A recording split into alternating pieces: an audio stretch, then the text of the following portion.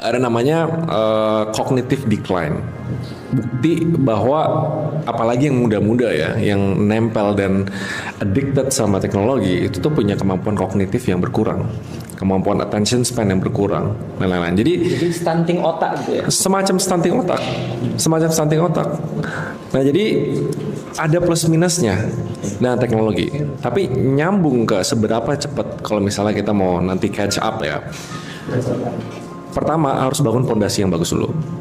Pondasi yaitu attention span, fokus. Kita nggak gampang ke distract. Kita punya konsistensinya. Kita punya habit yang kuat. Percayalah kalau nggak punya pondasi yang kuat dan langsung dilempar ke dunia nyata, sangat bisa ke influence. Jadi selama pondasinya kuat, gue sebagai lulusan IT, ya, gue bisa ke semua cabang-cabang lain itu tuh gampang banget, itu cepat banget. Bisa dibilang karena dari dulu memang punya curiosity atau rasa penasaran yang kuat, tapi ditandingin sama habit yang bagus juga. Belajar untuk konsisten, bisa fokus, gak gampang distraction.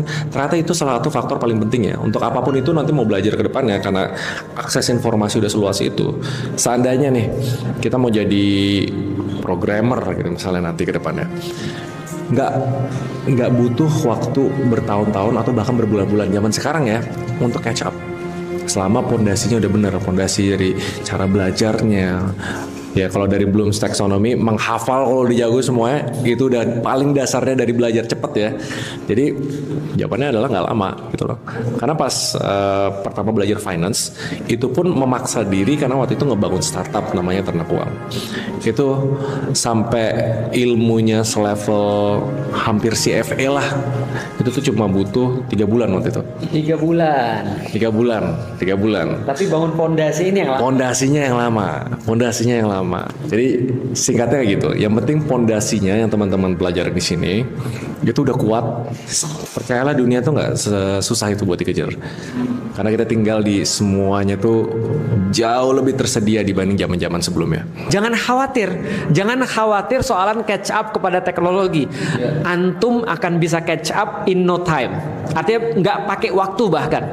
Yang paling penting adalah basicnya tadi. Itu bener banget. Itu kalimat emas itu. Karena basic itu yang benar-benar menentukan. Bisa dipahami maksudnya? Coba lihat ya. Orang lari itu cuma perlu 10 detik untuk jadi juara dunia lari 100 meter sprint. Tapi latihannya berapa lama untuk basicnya? Bertahun-tahun. Cuma untuk tanding berapa? 10 detik. Artinya teman-teman sekarang sudah punya modal besar banget.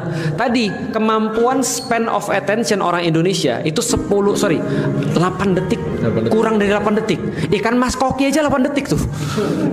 Paham gak saya? Artinya manusia punya otak, tapi otaknya dirusak. Kita udah tahu yang paling penting di dalam Islam adalah akal. Dan akal nih kalau udah dirusak, apanya jadi rusak tuh semuanya. Nah teman-teman di sini belajar bisa fokus, bisa terus kemudian bosen, itu adalah sebuah harta tuh sebenarnya. Karena anak zaman sekarang salah satu kekurangannya adalah mereka nggak dibiarkan bosen, karena selalu scrolling. Bisa untuk manteng ngafalin Quran itu adalah sebuah dasar. Bisa manteng belajar bahasa Arab itu dasar. Bisa konsisten bangun jam 2 lalu kemudian tidur jam 10 setiap hari selama 6 tahun, itu model yang nggak bakal bisa dilakukan oleh AI. Bisa dipahami? Artinya kalau AI itu nanti membuat orang-orang lebih jadi tidak manusiawi, ingat kata Raymond tadi, nanti yang bersaing manusia dengan manusia, bukan AI dengan manusia. Tapi yang benar-benar bisa bersaing adalah manusia yang benar-benar jadi manusia. Lihat zaman sekarang. Sekarang Ustadz mau nanya, AI itu sekarang ngapain sih? AI itu sekarang ngapain sih? AI itu adalah satu teknologi, namanya juga artificial intelligence. Artinya adalah intelijensia buatan. Kenapa? AI itu dibuat untuk mau jadi kayak manusia. Paham? Artinya kalau antum jadi kayak AI, itu malah kok malah antum jadi kayak dia, orang dia aja mau jadi kayak antum. Makanya kata Raymond tadi, pemenangnya nanti adalah manusia yang jadi manusia. Seperti apa manusia yang jadi manusia? Yang ngerti tujuan hidup, yang ngerti dia nyari duit untuk apa, yang ngerti dia beraktivitas untuk sesuatu yang lebih besar, yang ngerti bahwasanya tidak hanya dunia aja yang kita kejar. Itu manusia yang jadi manusia, yang punya perhatian, yang punya kematangan emosi. Dan itu nggak bisa dikerjakan oleh AI. Contoh misalnya AI sabar, dia bilang sabar apa maksud lu? Itu kan ya lu aja nggak sabar. Bisa ini kan nggak bisa pakai AI. Nanti kalau sudah berkeluarga, nanti kalau sudah jadi guru, udah jadi ulama, lalu kemudian mendapatkan anak-anak didik yang misalnya bandel-bandel, kita bilang, AI ajarin saya sabar. Gimana caranya? Nggak bisa. Artinya manusia menjadi manusia itu.